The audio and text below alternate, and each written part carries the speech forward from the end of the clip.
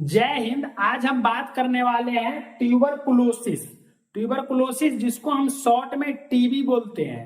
TB ये बीमारी है, जो देखने वाला टीबी का हम बात नहीं कर रहे हैं, जो आप लोग समझ रहे हैं, ये टीबी बीमारी है।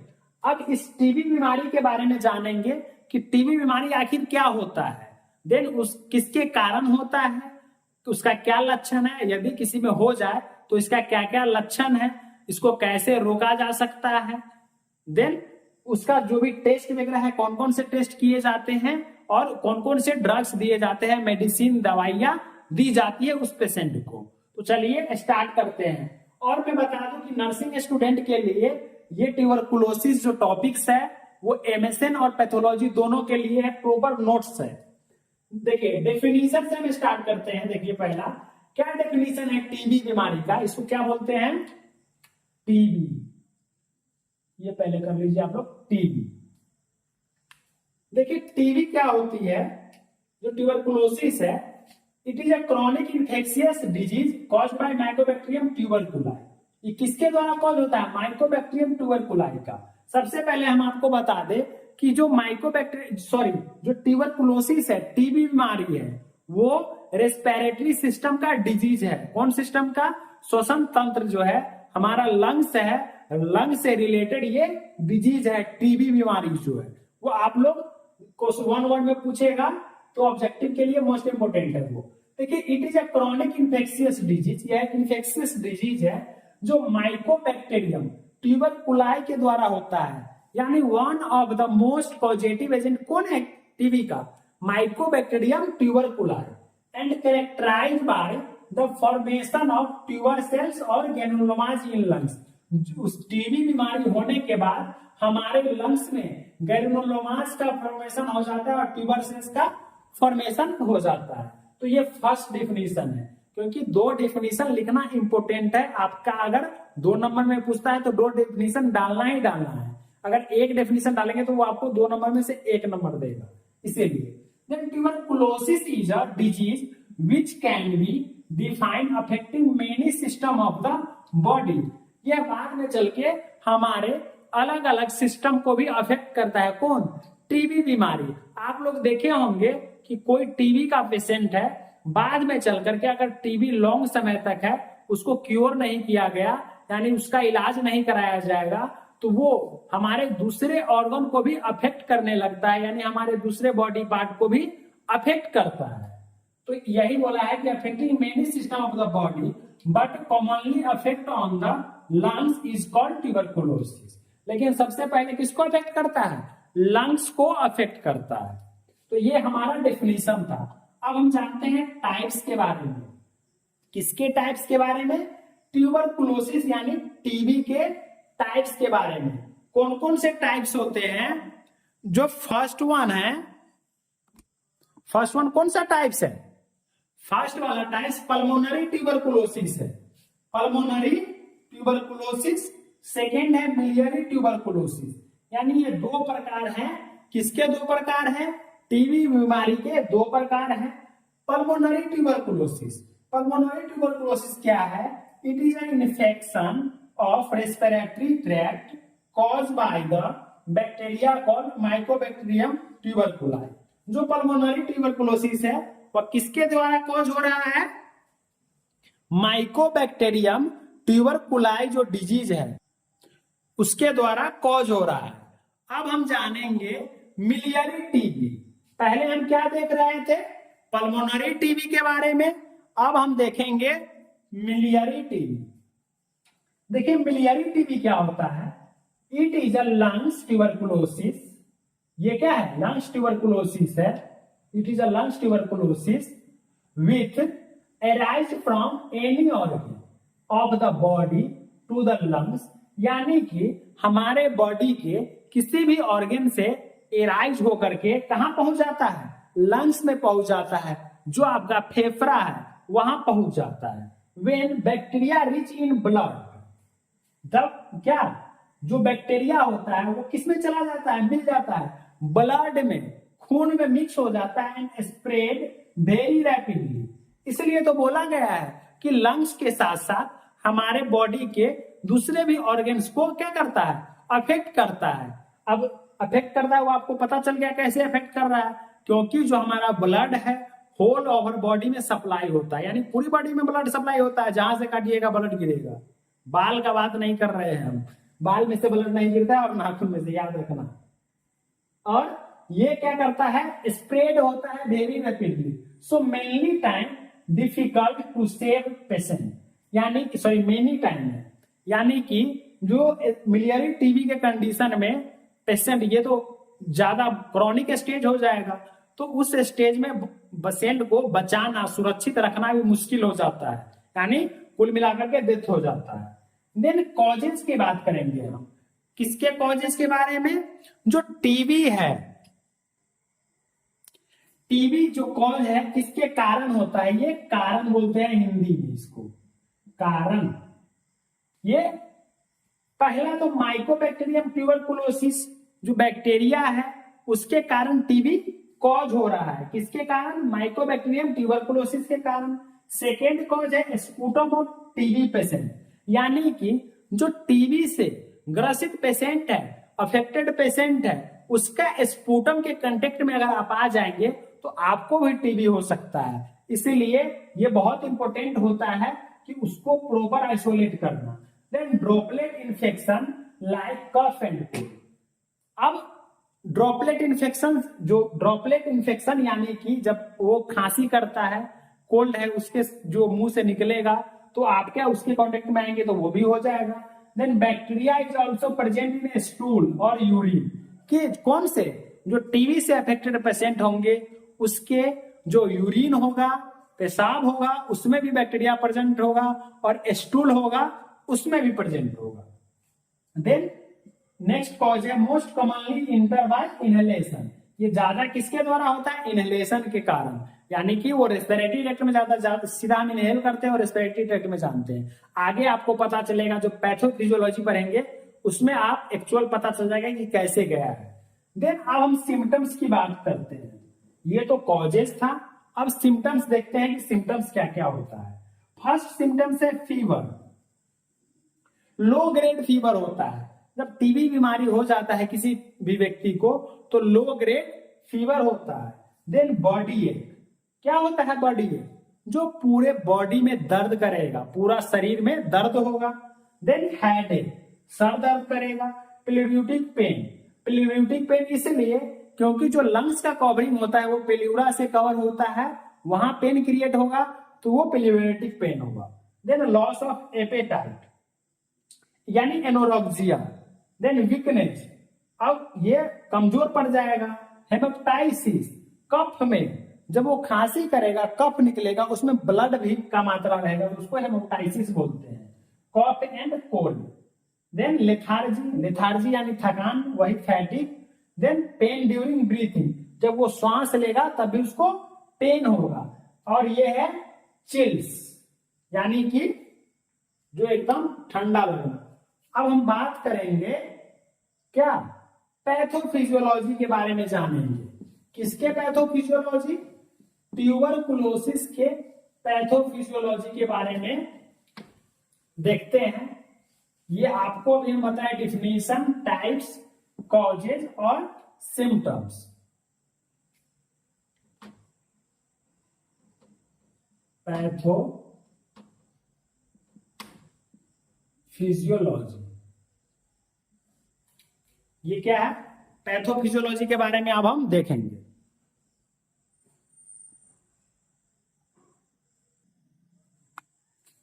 देखिए, due to any etiological factor, यानी कि जो हमारा इटियोलॉजिकल फैक्टर था, जो कॉज था, कौन, एक मिनट मारकर, जो हमारा इटियोलॉजिकल फैक्टर था, कोई भी इटियोलॉजिकल फैक्टर वो कॉज कर सकता है। जैसे कि हम बहुत सारे कॉजेस के बारे में जाने, लेकिन इसमें मेन कॉज क्या, माइकोबैक्टीरियम जो होता है ट्यूबरकुलाई था उसके कारण। अब माइकोबैक्टीरियम जो बेसिलाई है इनहेल्स करता है। आप देखिए ये समझ में आएगा डायग्राम से, ये आपको किससे समझ में आएगा, डायग्राम से। लंग्स का हम डायग्राम बनाते हैं पहले, ये लंग्स का डायग्राम है, यह कार्डियक नॉच होता है,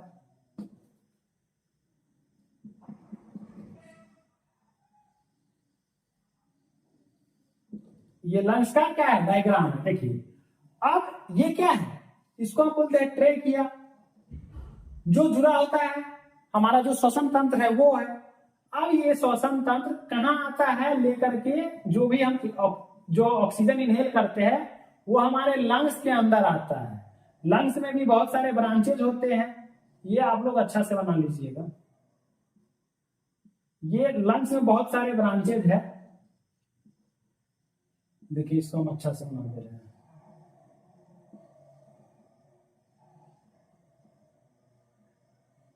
देखिए तो ट्रेकिया यहाँ क्या बोल रहा है कि माइकोबैक्टीरियम बेसिलाई इनहेल्स, यानी कि हम माइकोबैक्टीरियम बेसिलाई इनहेल्स कर रहे हैं, श्वसन तंत्र के द्वारा अंदर ले जा रहे हैं। अब इनहेल्स जब हम करेंगे तो इनहेल्स करने के बाद क्या बोल रहा है, transmit through airways to alveoli. अब ये यहां से एयर में तो हमारा ये है, अब इससे कहां आ जाएगा, एल्वेओलाई में आ जाएगा। जो हमारा एल्वेओलाई कहां होता है, जो लास्ट पार्ट है जो हमारे लंग्स का स्ट्रक्चर का, ये एल्वेओलाई है। एल्वेओलाई वहां आ जाएगा। पहले तो माइकोबैक्टीरियम बेसिलाई इनहेल्स किया, अब उसके बाद जो बेसिलाई कहां से कहां जा रहा है, एयरवे से कहां जा रहा है, एल्वेओलाई तक जा रहा है।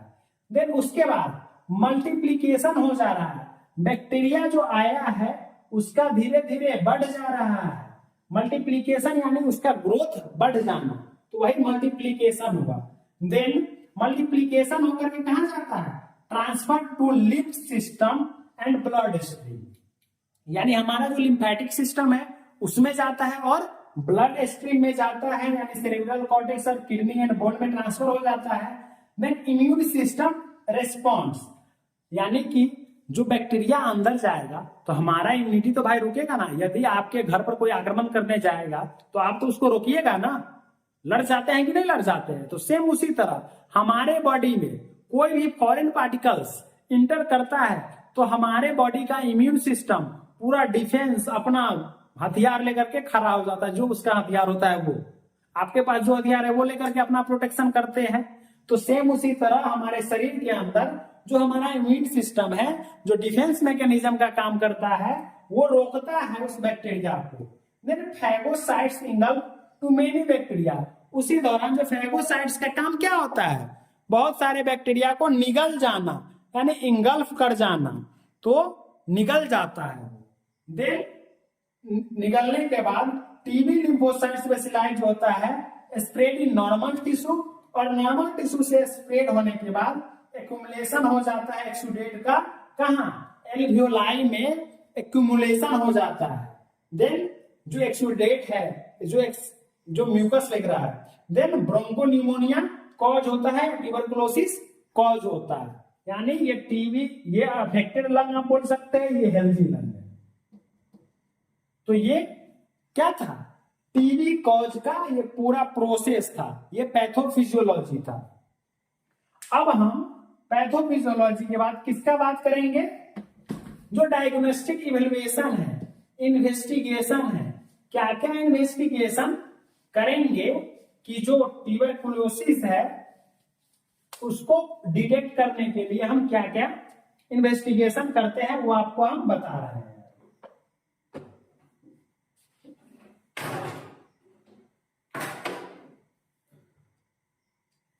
देखिए इन्वेस्टिगेशन क्या कर रहे हैं, इन्वेस्टिगेशन और क्या लिख सकते हैं, इन्वेस्टिगेशन, जिसको डायग्नोस्टिक इवैल्यूएशन भी बोलते हैं। एमएसएन में डायग्नोस्टिक इवैल्यूएशन लिखा रहता है, और पैथोलॉजी में इन्वेस्टिगेशन आप लिख सकते हैं। देखिए फर्स्ट क्या करेंगे, फिजिकल एग्जामिनेशन।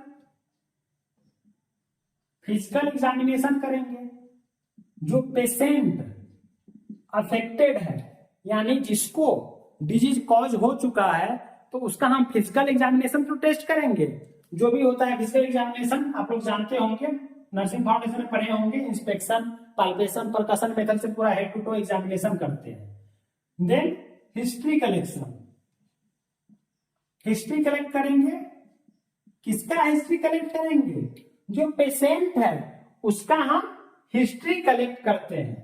अब हिस्ट्री कलेक्ट करने के बाद क्या करते हैं, ब्लड टेस्ट करेंगे। ब्लड टेस्ट में सीबीपी, सीबीपी करेंगे यानी कि कंप्लीट ब्लड पिक्चर, या सीबीसी कंप्लीट ब्लड काउंट। क्या है, कंप्लीट ब्लड काउंट। तो ये किए। फिर म्यूकस टेस्ट, म्यूकस या स्पुटम टेस्ट, स्पुटम टेस्ट करेंगे ना जी, स्पुटम टेस्ट करेंगे तभी तो पता चलेगा कि ये जो स्पुटम है इसका जो प्रॉपर है, इसका कलर में चेंजेस आ जाता है, तो वही स्पुटम टेस्ट वगैरह करेंगे।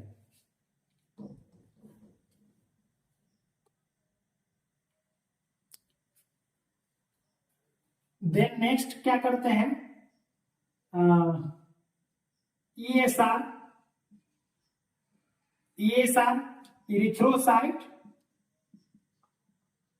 Erythrocyte sedimentation rate, sedimentation rate, ये भी ब्लड के रिपोर्ट में रहता है। उसके बाद एक मोस्ट इंपोर्टेंट टेस्ट कौन होता है, ट्यूबरकुलिन टेस्ट, ये मेनली टीबी के लिए होता है। एएफएमवी भी करते हैं, समटाइम्स एएफएमवी भी करते हैं, जो एसिड फास्ट बैसिलस जो होता है वो भी करते हैं।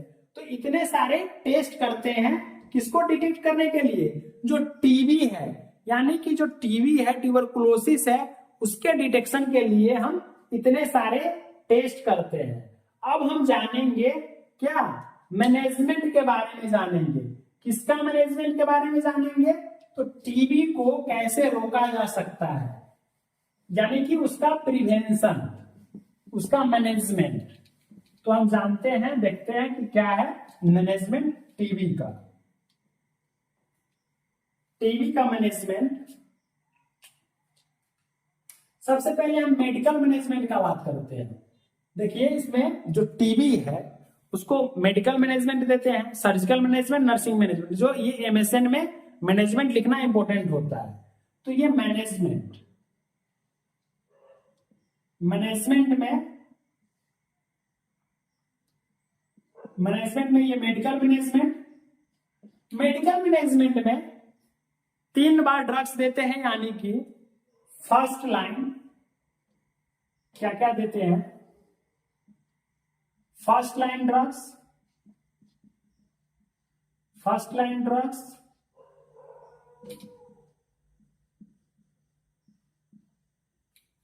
फर्स्ट लाइन ड्रग्स देते हैं।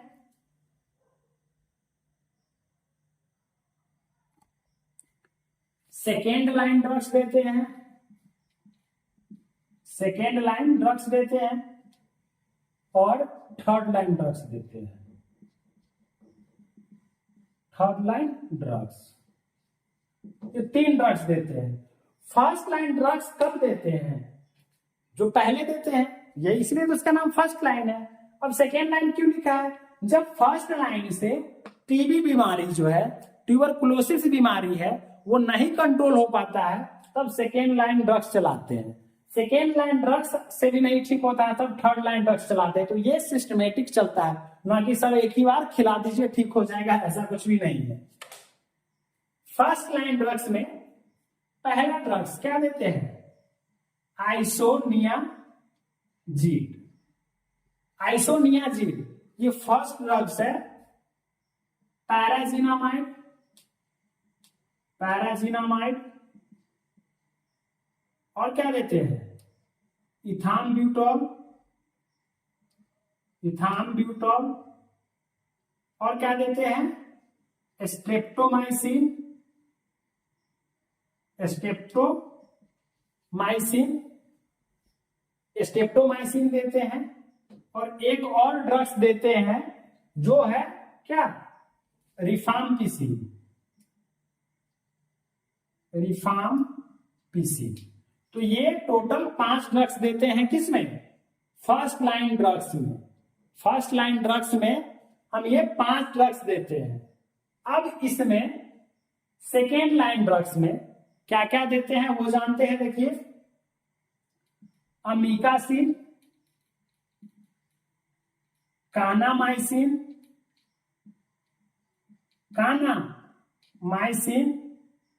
पारा एमिनो सैलिसिलिक एसिड या बेंजोइक एसिड क्या देते हैं, पारा एमिनो क्या है, सैलिसाइलिक एसिड PAC, पारा एमिनो सैलिसाइलिक एसिड, यानी कि एमिकासिन देते हैं, कानामाइसिन देते हैं, पारा एमिनो सैलिसाइलिक देते हैं, उसके बाद क्या देते हैं, थियाएसिटाजोन। ये किसका ड्रग्स है, जो ये ट्यूबरकुलोसिस को रोकने के लिए ये सेकेंड लाइन ड्रग्स है, थियाएसिटाजोन। अब थियाएसिटाजोन के बाद क्या देते हैं, इथियोनामाइड भी देते हैं, इथियोनामाइड देते हैं, साइक्लोसेराइन देते हैं, साइक्लोसेरिन पढ़िए, साइक्लोसेरिन, सिप्रोफ्लोक्सासिन भी देते हैं, सिप्रोफ्लोक्सासिन। तो ये सारे ड्रग्स सेकेंड लाइन ड्रग्स में आता है। और थर्ड लाइन में आता है डेलामेनिन और क्यूलिन या क्यूलोन।